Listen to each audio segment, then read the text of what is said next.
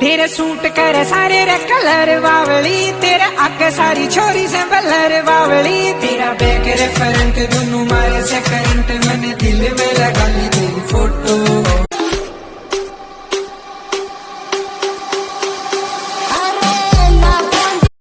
একটু আগে যাকে দেখলাম সে কে জানি না, কিন্তু মনে হয় যুগ যুগ ধরে ওর সঙ্গে আমার এক গভীর সম্পর্ক রয়েছে। ও যেন একটা নীলকণ্ঠ পাখি।